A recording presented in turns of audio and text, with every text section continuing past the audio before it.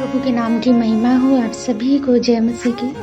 दैनिक एक मिशनरी जीवन में आज की मिशनरी में हम बात करेंगे इंग्रिड कोबक्शी के जीवन के बारे में। मृत्यु 15 मार्च 1995, मूल स्थान जर्मनी, मसीह सेवा भारत। आइए हम विस्तृत में ध्यान देते हैं।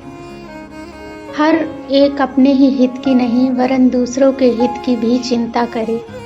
जैसा मसीह यीशु का स्वभाव था वैसा ही तुम्हारा भी स्वभाव हो। इंग्रिड कोबक्शी के जीवन परमेश्वर के इस वचन का वास्तव उदाहरण था। इंग्रिड डॉक्टर होस्ट कोबक्शी की पत्नी थी, जिन्होंने एक धर्मार्थ संगठन क्रिश्चियन मिशन सर्विस की स्थापना की, जो तमिलनाडु में अनाथ और बेसहारा बच्चों की देखभाल करती है।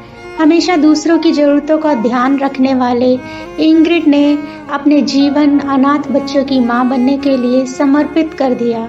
उन्होंने बिना शर्त का प्रेम से उन बच्चों की देखभाल की और यह उनके कामों में स्पष्ट रूप से देखा गया। इंग्रिड कई बच्चों के लिए एक स्नेही मां थी और उन्हें बहुत प्यार करती थी। एक बार जब उन्होंने एक छोटे से बीमार लड़के को देखा जो उल्टी कर रहा था, तो वह जाकर उस लड़के को दवाई और परमेश्वर के प्रेम में उन्हें अपने हाथों से उल्टी को पोंछने और उस लड़के को साफ करने के लिए मजबूर किया। बच्चों के प्रति दयालुता के उनके ऐसे कई कृत्यों ने उनके साथी कार्यकर्ताओं को भी मसीह के प्रेम में बच्चों की सेवा करने के लिए प्रोत्साहित किया। अपने पति के साथ वह गरीब बच्चों की आध्यात्मिक वृद्धि के लिए कई संडे स्कूलों की स्थापना में भी सहायक थी।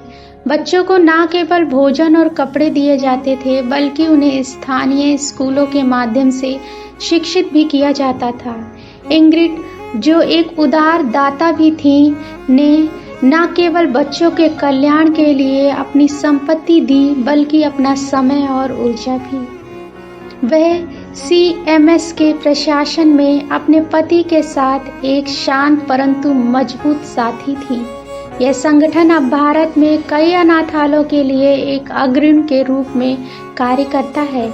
इंग्रिड, जिन्हें मदर ऑफ CMS के रूप में भी याद किया जाता है, सन 1895 में इस दिन 15 मार्च को अपने स्वर्गीय निवास के लिए रवाना होने तक वह अपने बुलावे पर विश्वास योग्य रही।